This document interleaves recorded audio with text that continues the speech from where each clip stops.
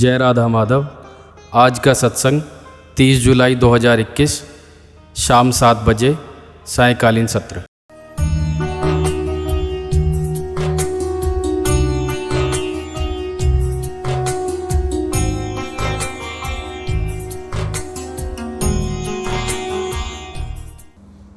अज्ञानतिमिरान्धस्य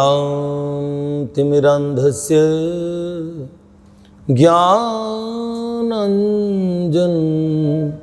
शलाकया चक्षुरुन्मीलितं येन तस्मै श्रीगुरवे नमः।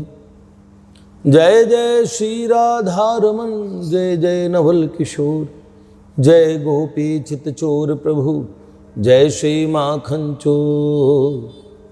भक्त भक्ति भगवंत गुरु चतुर नाम वपु एक, इनके पद वंदन किए नाशै विघ्न अनेक। नारायणं नमस्कृत्यं नरं चैव नरोत्तमं देवीं सरस्वतीं व्यासं ततो जयमुदीरये। श्री लाडली लाल की जय, परम पूज्य बाबूजी बाबा की जय, देवर्षि नारद जी महाराज की जय। जय जय श्री राधे श्रीमन्नारदीय निकुंज बिहारी बिहारिणी जो की जय, माधव प्यारे की जय, बरसाने वारी की जय। जय जय श्री राधे। बड़ी सुंदर बात है, बहुत समय बाद में प्राची जी का प्रकरण, बीच में ब्रज हास्य चरितम चल रहा है। अब पतित पावन जी कह रहे थे भैया हम गैप कैसे दें, तो आपने जो ब्रज हास्य चरितम में बोला है वो तो हम अपलोड करेंगे, वो प्राची जी के विषय में बोलिए। अभी इतनी व्यस्तता में लिखना भी छूट जाता है बहुत बार, तो लिखा कुछ नहीं था तो सोचा क्या बोल के तो मैं सारा कब का समाप्त कर चुका होता। लेकिन लेखन के लिए अब जैसे आज थोड़ा 1 घंटे 1.5 घंटे का समय मिला दिन में, तो वो मैंने लिख दिया चलो आज हम बोल देंगे। और थोड़ा बोलने के लिए भी प्रॉपर समय की ज़रूरत होती है, ये बहुत आवश्यकता होती है इसकी। तो बड़ी कृपा की भगवान ने बलिनो प्रकरण बहुत संतों ने भी सुना। प्राची जी का चित्र जिन महापुरुषों ने देखा उन्होंने और बड़े प्रेम से उनको सादर वंदन ही नहीं किया। उन्होंने कहा इनकी आंखों में एक भोलापन है सब लोगों को। और प्राची जी जिन्होंने अभी तक उनका चित्र नहीं देखा, हृदय के नेत्रों से प्रेमांजन छुरित भक्ति विलोचनेन संतः सदैव हृदयेषु विलोकयन्ति। हाँ, तो प्रेम का अंजन जिनकी आंखों में लगा है वो हृदय के भीतर देखते हैं अपने प्रियतम को, उनकी सखियों को, सहचरियों को, कृपामयी किशोरी जी को। उनके हृदय में अंतर निकुंज में, अंतर में उनके एक निकुंज होता है जिसमें अनंत कोटि सखियाँ सहचरियाँ उनके द्वारा सेवित, उनके प्राणधन जीवनधन निकुंजेश्वर ठाकुर, कृपामयी निकुंजेश्वरी सब वहाँ विराजित होते हैं। तो प्राची जी भी ऐसे कईयों के अंतर में विराज गई। एक दिन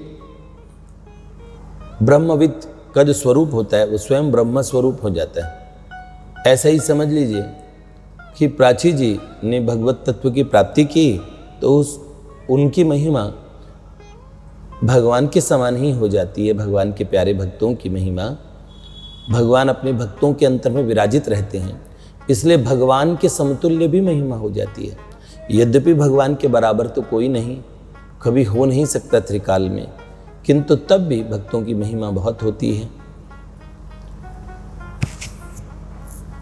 प्राची जी के विषय में हमने यहाँ तक सुना कि हमने कहा ना, कभी आए हमारी याद आ जाइएगा गाजियाबाद। हम 2 एक्सरे प्राची जी के समझ रहे थे, लेकिन प्राची जी की बहन उन्होंने क्लियर किया कि 3 एक्सरे हुए हैं। एक डॉक्टर के यहाँ 2 एक्सरे हुए हैं और एक के यहाँ 1 हुए हैं। मतलब पहले प्राची जी ने जहाँ पे एक्सरे करवाया था, जिन्होंने सर्जरी रिकमेंड की थी, उसके बाद में सेकंड ओपिनियन के लिए एक दूसरे ऑर्थो के पास गए। जब गए तो वहाँ के एक्सरे में सबसे पहले आया कि हड्डियाँ जुड़ी हुई है, और वहाँ के डॉक्टर ने भी माना कि एक्सरे तो एक ही हड्डी का है, एक ही व्यक्ति के पैर का है, इतनी जल्दी ऐसा कैसे हो गया। जॉइंट भी बिल्कुल ठीक हो गया, टखने में जो दिक्कत थी। और उसके बाद उनके चाचा जी वगैरह जानबूझ के जिन औरतों ने बताया था उनके पास ले गए थे चाचा जी, उनके आग्रह पे। जब प्राची ने सब बात उन्हें बताई कि ऐसे ऐसे बात हुई थी, तो वहाँ लेके गए। वहाँ डॉक्टर ने दोबारा और पर्सनल इंटरेस्ट लिया इसमें, और उन्होंने एक्सरे किया, तो उस एक्सरे में भी हड्डी ठीक थी। और हमने जो उनके चाचा जी तो उसको एक निधि की तरह रखते हैं, उस एक्सरे तक को। और आज वो सब लोगों को बड़े गौरव से बताते हैं। पुलिस डिपार्टमेंट में होते हुए उनका इतना श्रद्धावान होना, ये अपने आप में, उनके परिवार में कोई भावधारा जरूर ऐसी रही है जिनके कारण परिवार के कई सदस्य भगवत भक्ति से ओतप्रोत हैं, जिनमें उनकी खुद बुआ जी, पूज्या बुआ जी, अभी हम और कन्हैया उन्हें कुछ दिन पहले फ़ोन कर रहे थे, परसों, कि आप आ जाइए। वो जोशी मठ जा चुकी हैं।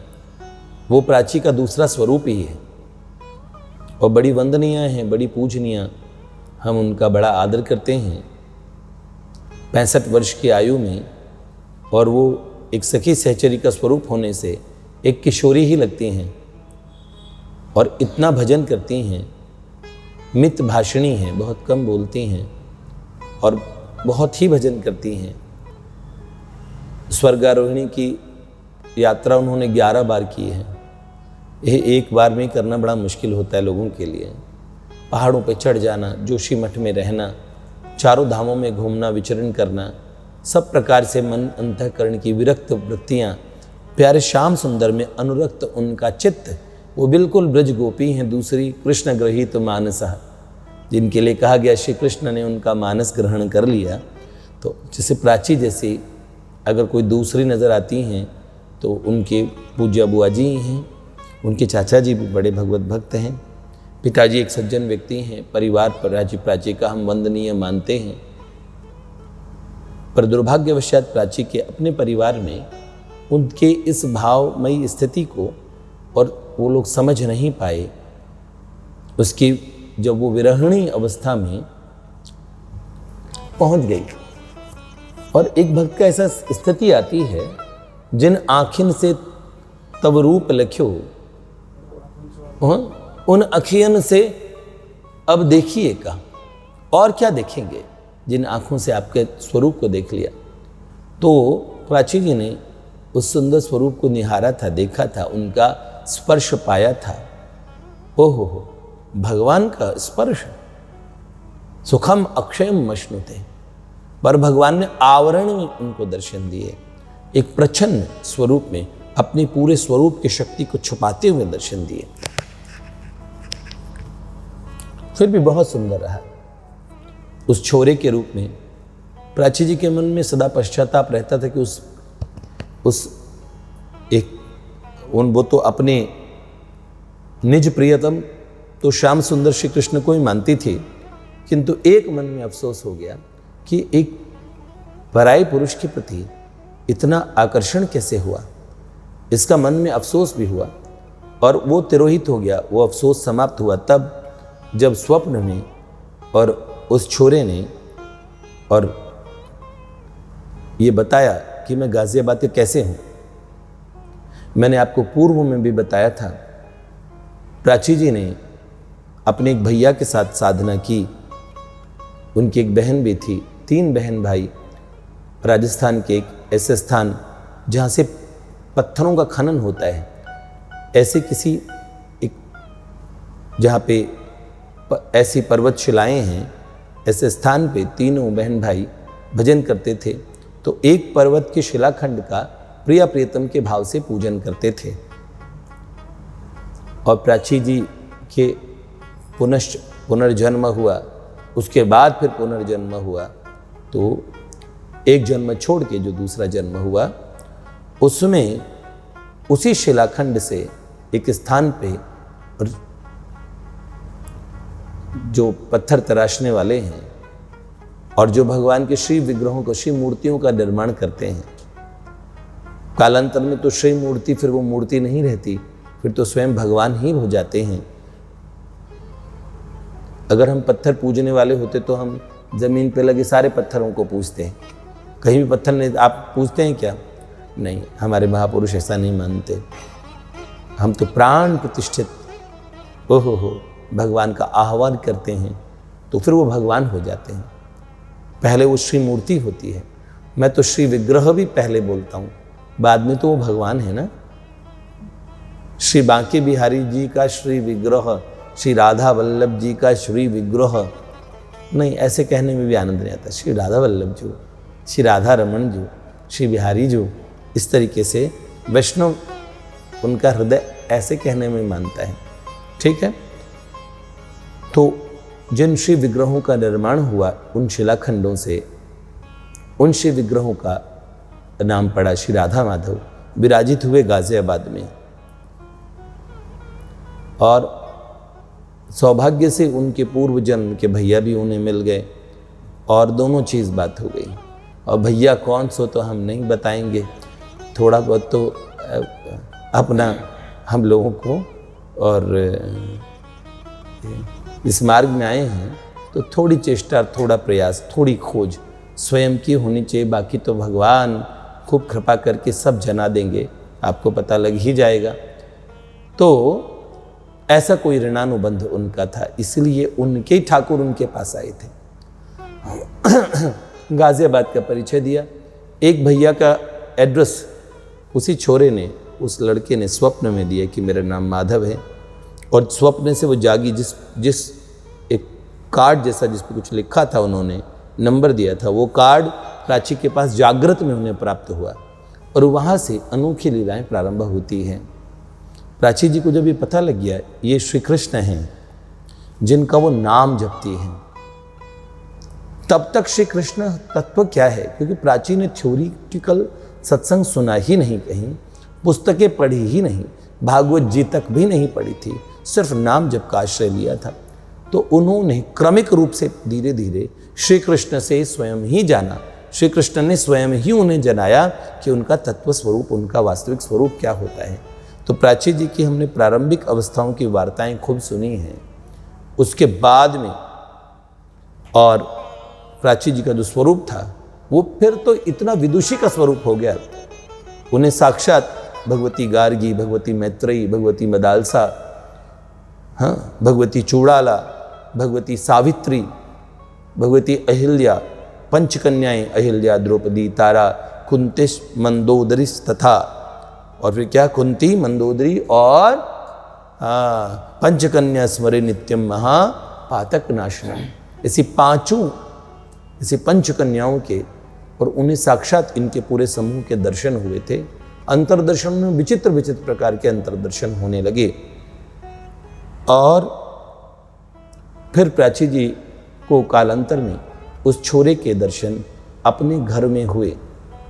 कैसे हुए, कहाँ से हुए, फिर तो लीला में मुरली मनोहर श्री कृष्ण के रूप में कब दर्शन हुए, यहाँ तक की वार्ता।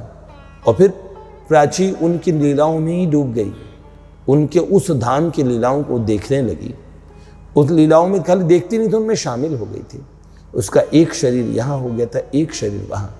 उनका दिव्य भाव देह, उनकी जो भगवत देह साधक को प्राप्त होती है, भगवान जो प्राप्त कराते हैं पार्षद के, हाँ, जो गोपी देह भगवान साधक को कृपा करके प्रदान करते हैं, उस गोपी देह की प्राप्ति भी उनको हो गई थी।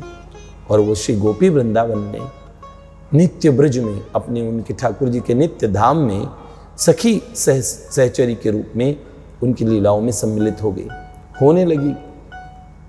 29 घंटे मूर्छित रहने के बाद में ना तो खाने का उसको भान था, न उसे दिन का पता था, न रात का पता था।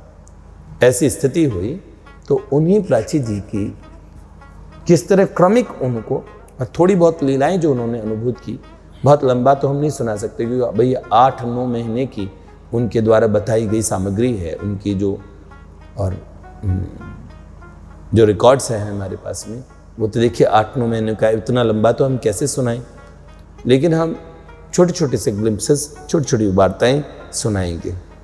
तो प्राची जी को पुनश्च ठाकुर जी कैसे मिले, यहाँ से हम सुनाएं। जब उन्हें पता लग गया, और वो पर्चा उन्हें नींद में जो देखा था ठाकुर जी ने, जिस कार्ड पे लिख के दिया था, वो कार्ड उनके पास था, हमेशा रहा, और उस कार्ड पे नंबर लिखा था।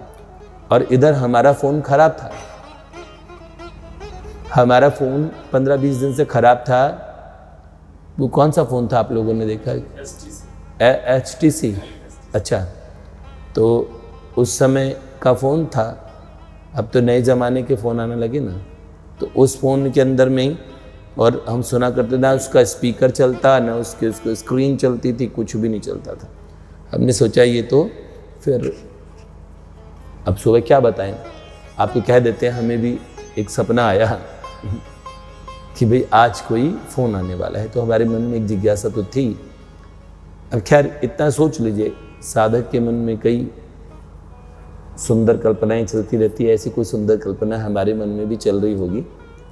और बस इतना ही समझ लीजिए, थोड़े में हमें लगा कि कोई फ़ोन आएगा। जिस समय उनका फ़ोन आया तो हमारा ख़राब फ़ोन, हम 15-20 दिन से प्रहलाद जी के फ़ोन से बातचीत कर रहे थे, वो फ़ोन अचानक ही ठीक हो गया।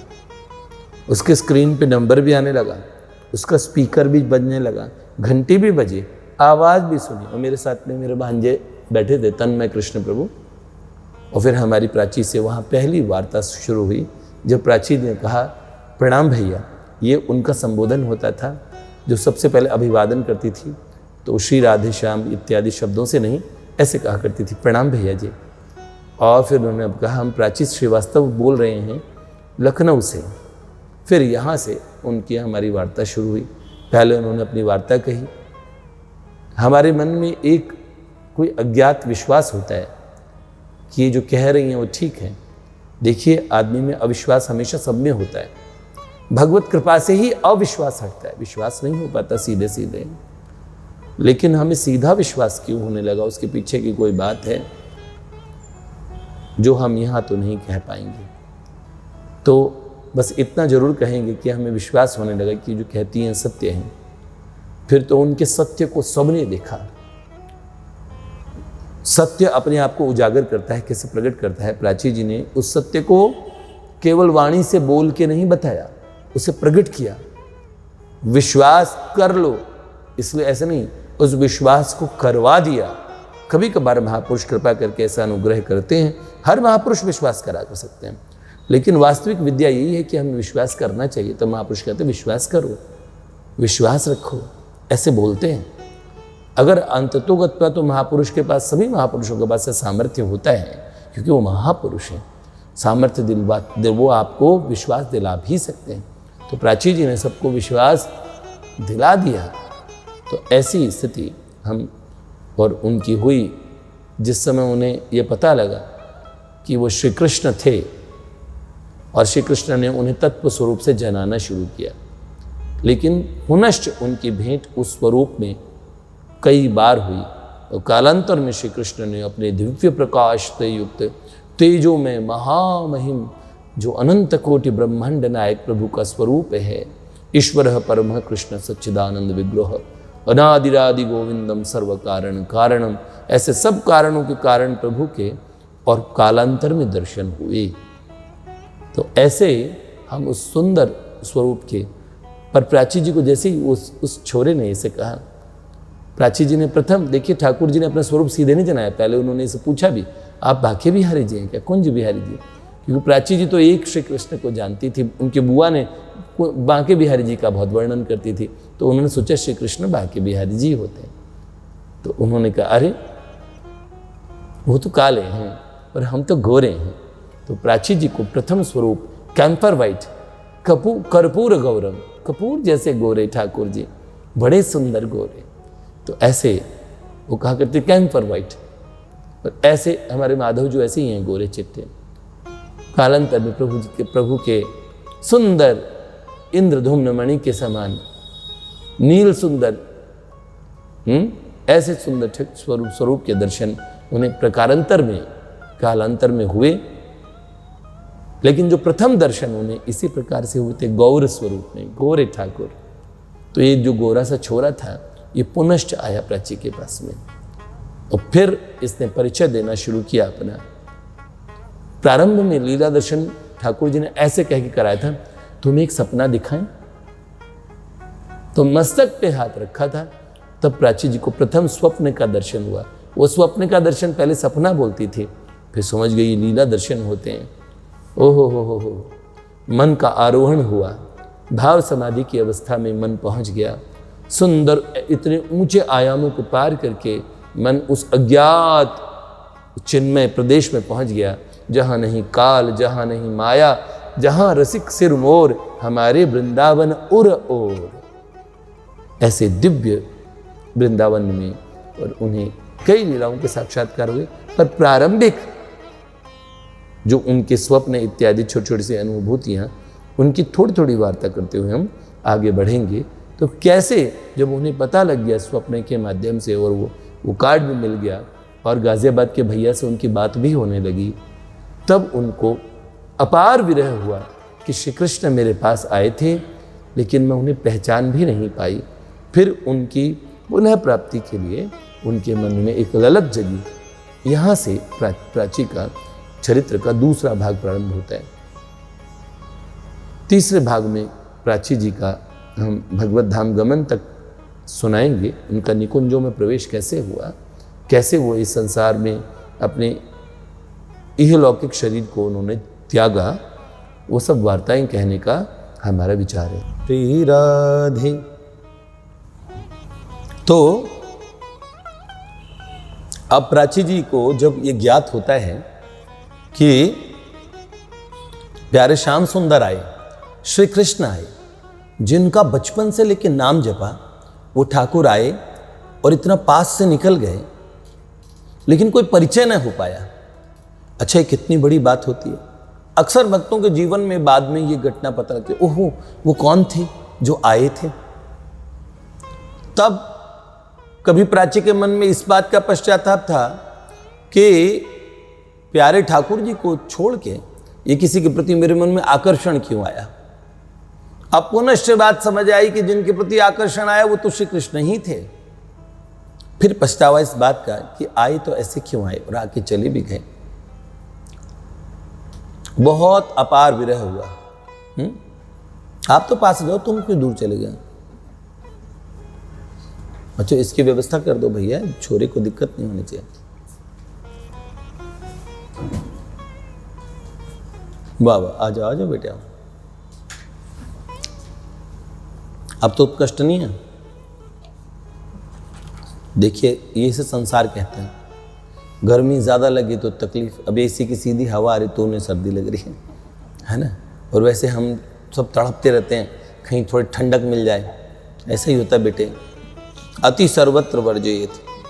चलिए, तो फिर उस विरह की स्थिति को देखें जहाँ पे ठाकुर जी उनके पास पुनश्च आते हैं, पुनः आते हैं ठाकुर जी। तो उस विरहणी प्राची के दर्शन करें। जानते हैं ना, हमारे रसिक कहा करते थे ना कि भूली सी भ्रमी सी चौंकी, जकी सी थकी सी गोपी, और दुखी सी रहती नहीं कछु सुधी देह की। ओ मोही से भी भुलाई कब कछु मोदक सिखाई सदा, वो बिसरी सी रहे नेक खबर न गेह की। रिसु भरी रहे कब फूली न समाती अंग, बार बार कहे बात अधिक उमेह की। बताओ, इसे बावली नहीं कहेंगे? कैसी सबको बावली लगती ना। गोपियों की स्थिति क्या थी कि भूली सी भ्रमी सी चौंकी, वो भूली सी रहती हैं गोपियां, भ्रमित सी, चौंकी हुई सी। वो भूली सी भ्रमी सी चौंकी, जकी सी थकी सी गोपी, और दुखी सी रहती नहीं कछु सुधी देह की। कोई देह की सुधी नहीं। और मोही से भुलाई, कभी मोहित रहती है, कभी भूली भूली रहती है। मोही से भुलाई कछु मोदक से खाई सदा, और बिसरी सी रहे नेक खबर न गेह की। अरे देह की छोड़ दीजिए, जब देह की खबर नहीं तो गेह का क्या रखेंगे, घर का क्या ख्याल होगा जब शरीर का भी ध्यान नहीं। और बिसरी सी रहे नेक खबर न गेह की। रिस भारी रहे, कभी अचानक अपने आप पे गुस्सा होने लगती है, क्रोध करने लगती है। रिस भरी रहे कब फूली न समाती अंग, और कभी फूली नहीं समाती, लड्डू फूटने लगते हैं। और बार बार कहे बात अधिक उम्मीद की, और भर भर के प्यार की बातें करने लगती है, सखियों सहचरियों से गलबैयां करने लगती है। ओहो हो। और कभी और पूछे तो रिसानी होए, अगर कोई पूछे तो कुपित हो जाती है। पूछे तो रिसानी होए उत्तर न आनी ताहे, उसे उत्तर भी नहीं आता, क्या जवाब दे। और जानी हम जानी या निशानी है स्नेह की, हम जानते हैं इसे कहते हैं उन्हें स्नेह हो गया, उसे प्यार हो गया। श्याम सुंदर प्यारे उसके हृदय में बस गए। ऐसे प्राची जी के मन में कहां से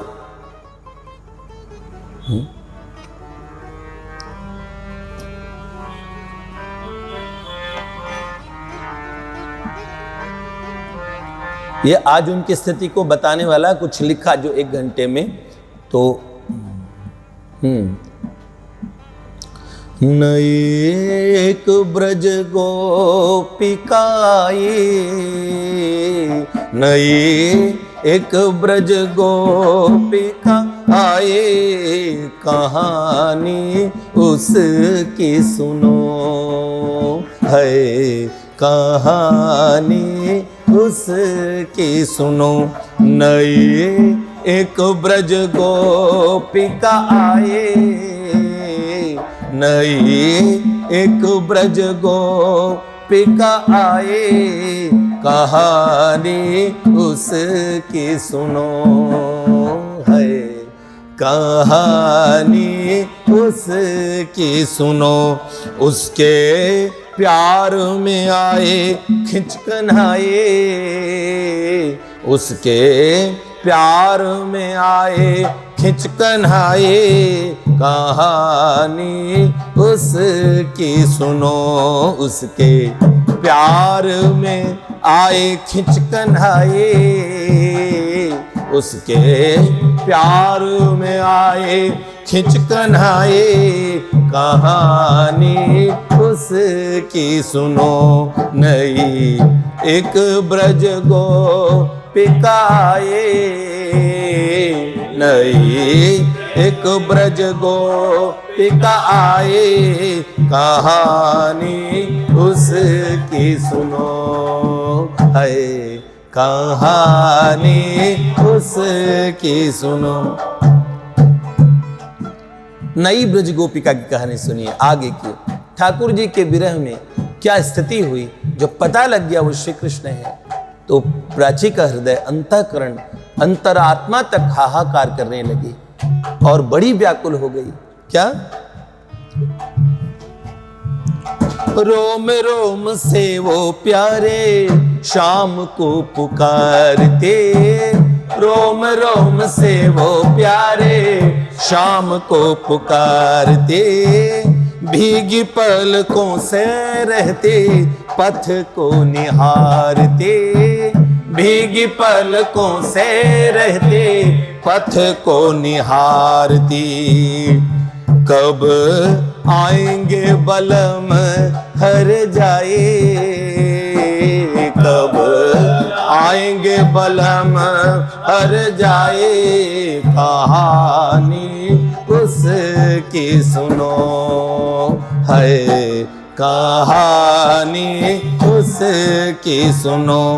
कब आएंगे बलम हर जाए, कब आएंगे बलम हर जाए, कहानी उसकी सुनो।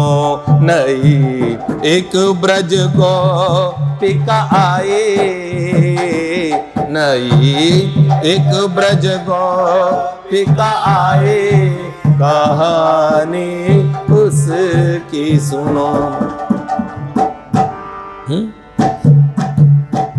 रोम रोम से प्यारे श्याम सुंदर को पुकारती है और भीगी पलकों से उनके आने की बाट जोहती है, भीगी पलकों से रहती पथ को निहारती। कब आएंगे बलम हर जाए। ओहो। प्राची के चित्त की स्थिति मैं कैसे जानूं? वो तो वही जाने जिसको ठाकुर से इतना प्रेम हुए।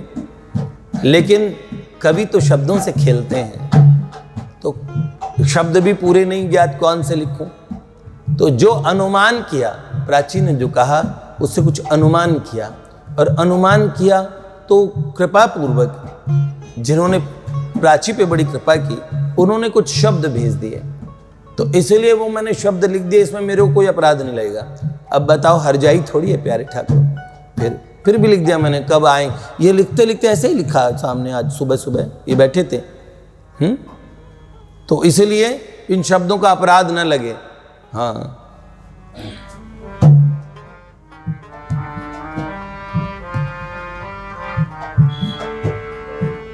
आंसू बहाती रहती दिन और रात, वो आंसू बहाती रहती दिन और रात। देखिए, मेंटल पेशेंट तो उसे सब कहते थे अकेले रहती है, इंट्रोवर्ट है ये, ओहो किसी से बातचीत नहीं करती, रिश्तेदारों से बात नहीं करती, कक्ष में रहती है। ये ताने तो उसे पहले ही मिलते थे, कमरे वाली लड़की। लेकिन जो मानसिक अवसाद से ग्रस्त उसे बताने लगे घर वाले, उस समय से बताने लगे, जब खाना पीना सब छूटने लगा, तो क्या हुआ?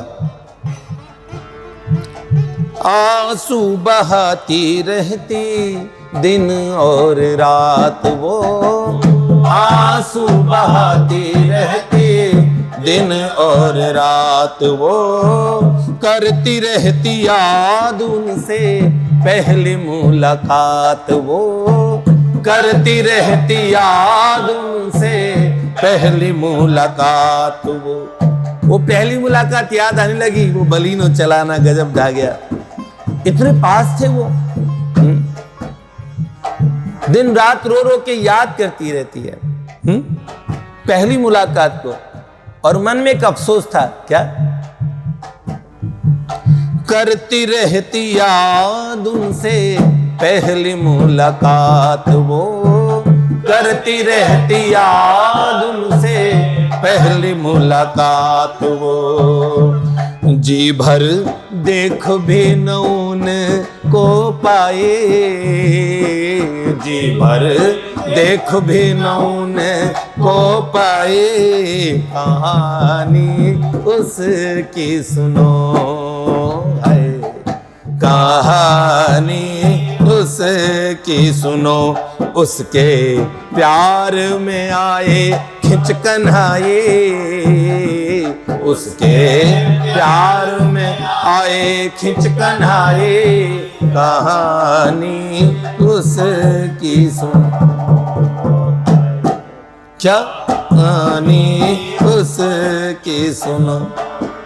जी भर के देख भी न पाई, कितना संकोच मेरा था। ऐसे याद है कनखियों से देखती थी गाड़ी चलाते हुए, ओहो हो, और पीछे मुड़ के कहा, कभी आए हमारी याद आ जाइएगा गाजियाबाद। इस छोरे ये बोल के गया, ठीक है क्या? सोचती पंख होते तो कितना अच्छा होता।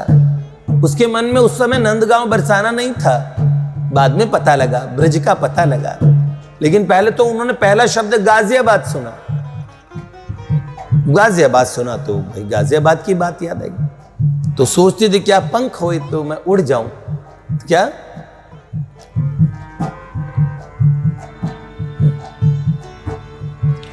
चाहती थी वो मैं जाऊं उड़ के पी के गांव रे, चाहती थी वो मैं जाऊं उड़ के पी के गांव रे। क्या चाहती थी वो मैं जाऊं उड़ के पी के गांव रे? चाहती थी वो मैं जाऊं उड़ के पी के गांव रे, चाहती थी वो मैं जाऊं उड़ के पी के गांव रे। नंदजू के लाल की वो हुए प्रेम बावरे, नंदजू के लाल की वो हुए प्रेम बावरी। ताने देती बहन बाप और माए, ताने देती बहन बाप और माए, कहानी उसकी सुनो। सौम्या उनकी दूसरी बहन है 2 नंबर की, उसने कहा भैया पता नहीं क्या बात थी, हम समझ ना पाए क्या बात थी। जी बावली तो बिल्कुल भी नहीं थी, लेकिन क्या पता हम ही ना समझ पाते हो।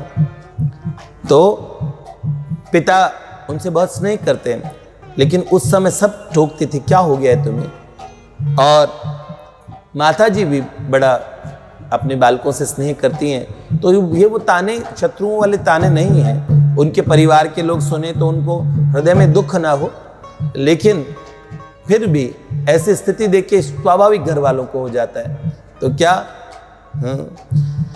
ताने देती बहन बाप और माए, ताने देती बहन बाप और माए, कहानी उसकी।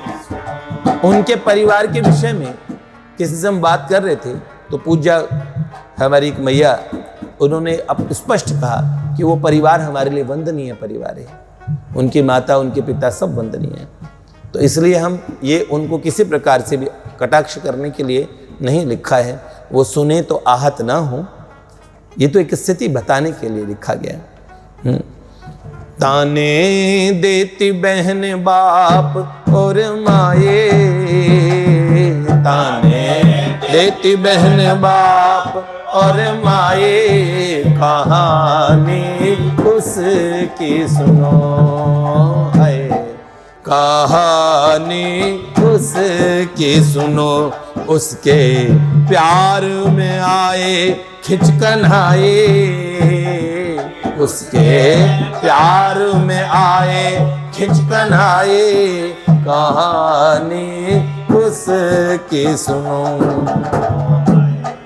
कहानी उसकी सुनो। रो रो बुलाती, कितना समय है? 5 मिनट है क्या?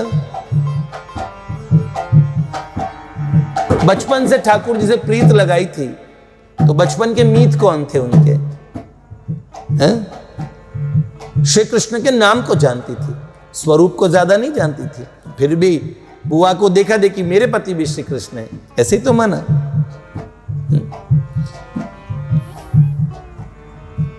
रो रो बुलाती आओ बालपन के मीत रे, रो रो बुलाती आओ बालपन के मीत रे, रो रो बुलाती आओ बालपन के मीत रे, रो रो बुलाती आओ बालपन के मीत रे। बने क्यों बेदर्दी सैया कौन सी ये रीत रे, बने क्यों बेदर्दी सैया कौन सी ये रीत रे। तूने अच्छे प्रीत निभाए, तूने अच्छे प्रीत निभाए, कहानी उसकी सुनो है, कहानी उसकी सुनो।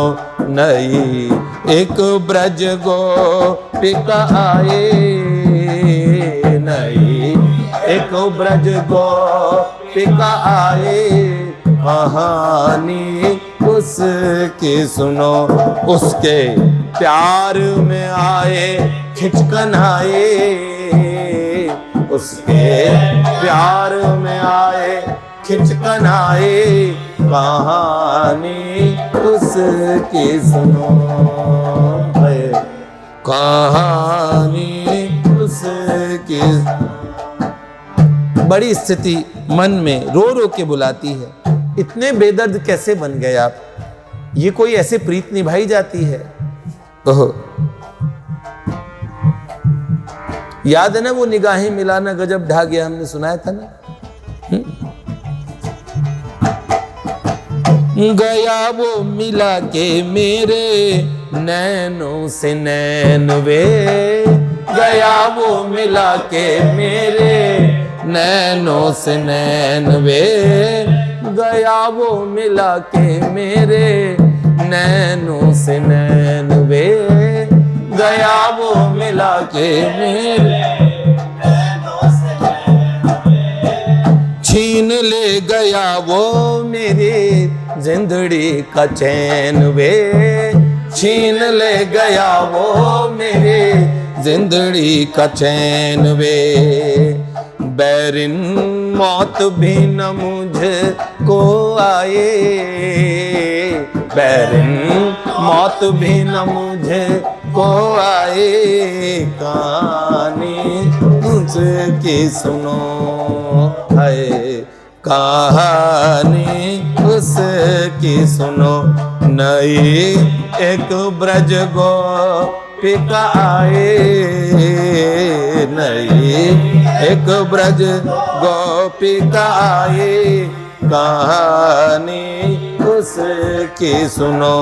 उसके प्यार में आए खिंचकन आए, कहानी प्यार में आए खिंचकन आए, कहानी उसकी सुनो। कब आएंगे बलम हर जाए, कब आएंगे बलम हर जाए, कहानी उसकी सुनो है, कहानी उसकी सुनो है, कहानी उसकी सुनो। ताने देते ताने देते बहन बाप और माए, कहाँ ताने देते बहन बाप और माए, कहानी उसकी सुनो है, कहानी जी भर देख भी न उनको पाए, जी भर देख भी न उनको पाए, कहानी उसकी सुनो है, कहानी उसकी सुनो। बैरिन मौत भी न मुझको आए, बैरिन मौत भी न मुझको आए, कहानी उसकी सुनो। प्रेमी भक्त ओहो फिर मन में आता है कि मर जाऊं जहर खा के मर जाऊं, जहर खा के मर जाऊं। ऐसे ऐसे विचार भक्त के मन में आत्महत्या के विचार नहीं आते, पर प्रियतम से वियोग असह्य है, उनके बिना रहा न जाए तो प्रभु रह पाएंगे। ऐसी स्थिति प्राची की हुई तो उस छोरे ने क्या किया सो हम आगे सुनेंगे। कोई नई धुन में, कोई नए तरीके से सोचेंगे अब क्या धुन लाएंगे। ये तो आज सुबह सुबह बैठे बैठे मैंने कहा विरह की कौन सी धुन है, तो कहीं की ईंट कहीं का रोड़ा और भानुमति ने कुनबा जोड़ा, और कुनबा अच्छा जुड़ गया। पर आनंद आ रहा है और आप सब लोगों से जी जहाँ से चरित्र बीच में आएगा तो एक एपिसोड इसका आएगा और एक उसका आएगा। जी ये पतित पावन जी कह रहे हैं ब्रज हास्य चरितम बीच में आता रहेगा। अभी वो मंगलाचरण है ना, इसलिए मंगलाचरण में कोई स्टोरी नहीं होती, भगवान के विभिन्न स्वरूपों की वंदना होती है ना। तो गुरुजनों की, भगवान शिव पार्वती की हमने, बाबूजी बाबा की वंदना, देवर्षि नारद जी की वंदना, तो मंगलाचरण चल रहा है अभी। आगे तो वो ऐसा लीला चिंतन है, ब्रज हास्य चरितम आप सुनते ही रह जाएंगे। एक ऐसा चरित्र आने वाला है जो कहते हैं ना मैं ठाकुर जी की लीलाएं हम चिंतन नहीं कर पाते, उन लोगों के लिए सरल भाषा में वो लीला चिंतन है।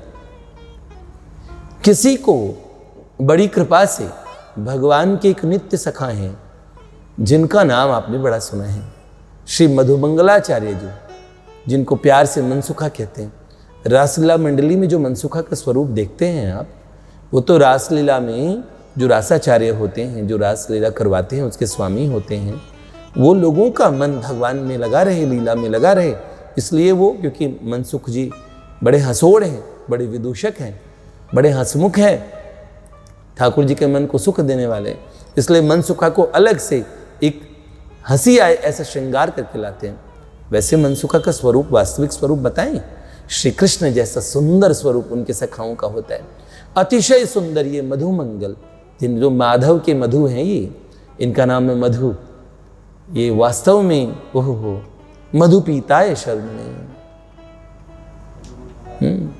मंगलाय सखानां च मधु पीताय शर्मणे मधुमंगलाय धूर्ताय प्रणमामि मुहुर्मुहुः। ऐसे मधुमंगल जी, उन्होंने वर्तमान जगत में किसी एक साधक पे बड़ी कृपा बरसाई और उन्होंने कृपावशात कई गोपनीय लीलाएं ठाकुर जी की हास्य भाव परक सुनाई, जो किसी ने कवित्तों छंदों में या दोहों में या फिर पदों में बना दी और आपके सामने मैं सुना रहा हूँ। अब ये आपको जानने से कोई आवश्यकता नहीं कि किसको सुनाई थी, कौन थे, किन्होंने बनाई।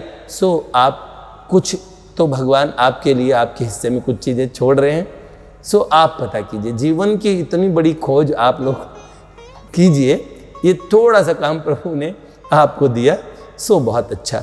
लेकिन ये ब्रज हास्य चरिता में है, ये प्रसादज ग्रंथ है। सुनिए, आप सुनिए, बस सुन लीजिए ना। बच्चे कहते हैं, एक बालक ने मुझे कहा, ओ भैया एक ये डिसलाइक किया किसी ने, डिसलाइक 3 लोगों ने डिसलाइक किया। तो मैंने कहा अरे डिसलाइक करने से क्या, जो प्राची जी का चरित्र डिसलाइक करना है, मतलब समझ लो कि प्राची जी को भी तो बहुत लोगों ने डिसलाइक किया, उनके जीवित रहते उन्हें डिसलाइक कर दिया, तो उनके चरित्र को डिसलाइक करने में कोई आश्चर्य की बात नहीं है बेटे। लाइक डिसलाइक करना हमारे हाथ में है, कुछ भी करें, हम कुछ भी करें, बस किसी प्रकार भी ये इनके प्रकारेण मन कृष्णम निवेशित, मन को श्री कृष्ण में लगाना है अपने को। चाहे ये चरित्र सुन के लगाएं, कैसे करें, उससे कोई फर्क नहीं पड़ता, हमें अपना मन भगवान में लगाना है। ये सब वस्तुएं ज़्यादा गौर करने योग्य तो मुझे दिखती नहीं है। अपने आनंद, देखो मेरे आनंद में कोई न्यूना दिखता नहीं है। बहुत लोग आनंद से सुने तो बढ़िया। मैंने एक संत के आदेश का पालन किया। ये ब्रज हास्य चरितम, ये नारदीय निकुंज के लिए एक निधि छोड़ के जाने का मेरा विचार था। और नारदीय निकुंज मतलब ये जो वर्तमान के भक्त नहीं, जो भविष्य में आने वाले हैं, जिन्हें प्रियतम श्री कृष्ण चाहिए, जिन्हें बाबा बाबूजी की वाणियों में और एक आशा, एक विश्वास दिखता है, जिन्हें ये विश्वास होता है कि भगवान अद्यावधि आज तक मिलते हैं, मिलते हैं, मिलते हैं और मिलते ही हैं। इस बात को दृढ़ विश्वास से कहते हुए मैं आपको कहता हूँ, उन लोगों को नारदीय निकुंज में भविष्य में जो भी संबल प्राप्त होगा, उनमें से एक विशेष संबल ये ग्रंथ भी होगा। ठाकुर जी के लीला चिंतन करेंगे। अरे भैया, यहाँ कोई दीक्षा इत्यादि का संबंध नहीं है, यहाँ का संबंध तो श्री कृष्ण परक सीधा साधा संबंध है। हम तो सीधे गाते हैं, हम तो हमारे भाई जी के भाई जी हमारे हैं, हम तो हमारे बाबा के हैं, बाबा भी हमारे। कई बार कई भोले और महानुभाव हमसे पूछते हैं, एक सज्जन उन्होंने तो यहां तक डिक्लेयर कर दिया, क्या भाई जी ने आपको स्वीकार कर लिया? कैसे ऐसे कह देने से भाई जी हमारे हो गए, बाबा हमारे हो गए? जो शरीर में स्थित हैं उन्हें गुरु बनाओ। तो मेरा मन किया, मैं निवेदन कर दूं, श्रीमान जी, जो शरीर में स्थित हो गुरु कैसे हो सकते हैं? गुरु तो शरीर में स्थित, अगर आप गुरुदेव को शरीर में स्थित मानते हैं, आप वहां बहुत बड़ी गलती कर रहे हैं। गुरु तत्व की इससे तिरस्कार होता है। गुरुदेव शरीर में स्थित दिखते हैं, वो शरीर में होते हुए भी शरीर में नहीं होते, ये वाक्य ही गलत। और जब शरीर छूट जाता है तब भी वो हाँ, उनके शरीर छूटते हैं, हम निगुरे का भैया पूछ रहे हैं, मतलब वो शरीर में रहेंगे तब तक वो हमारे गुरु। शरीर छूट, अरे महापुरुष आज शरीर में नहीं है, इसकी कोई आवश्यकता नहीं है। मैं सच कहता हूँ आपको, बस आपको सच्चे हृदय से उन महापुरुषों का होना पड़ता है, उनके सिद्धांतों को स्वीकार करना होता है। दीक्षा का वास्तविक स्वरूप वो होता है। फिर मंत्र दीक्षा इत्यादि जो प्रक्रिया हमारे शास्त्रों ने, अलग अलग संप्रदायों ने अपनी अपनी रीतियों के हिसाब से बनाई, सब श्रेष्ठ है, सब ऊंची से ऊंची है। किसी को बड़ छोट कहत अपराधु, कहते हुए अपराध होता है कि ऐसे ये कान मंत्र देना गलत है, नहीं, सब अच्छे हैं, सब विधियां ठीक है। पर आपकी गुरुजन जो विधि कहें वो विधि अपनाइए। अपनी तरफ से विधि की क्या अपेक्षा करें, हमें तो अपेक्षा श्री कृष्ण की करनी है। प्रियतम श्याम सुंदर को इसी जीवन में पाना है। सिर्फ यही अपेक्षा के नाते से हम दीक्षा लेते हैं, महापुरुषों के पास जाते हैं, सिर्फ इसी अपेक्षा को लेके, और सिर्फ ये एक ही कामना लेके जाइए। लौकिक तो सब चीज़ें देखिए प्रारब्धवशात होती ही रहेगी। शेष हम आपसे पुनश्च वार्ता करेंगे। सबके श्री चरणों में प्रणाम। बीच में ब्रज हास्य चरितम आए ना, वो श्रृंखला भंग ना मानिएगा। प्राची जी का चरित्र प्राची जी के नाम से आएगा, और ब्रज हास्य चरितम की शुरुआत में ऑडियो है 10-12। उसके बाद में हम फिर ये कहते हैं कि थोबड़ा देख के लोग और ज़्यादा और एक आकर्षण होता है, तो सो बहुत ही बढ़िया भैया, हम भी सज धज के बैठ जाते हैं। पीछे यहाँ तक भी ध्यान रखते हैं कि पर्दा इधर से उधर ना हिले। ये सब लोगों को देखिए कितना कितना ध्यान रखना पड़ता है। तो आप भी देख लीजिए, कुछ दिन हम फोटो आगे लगेगी और पीछे से हम बोलते रहेंगे, सुनिएगा ब्रज हास्य चरितम में, फिर आपको लाइव भी देखने को मिलेगा। तब तक के लिए जय जय श्री राधे, कोटि शत प्रणाम।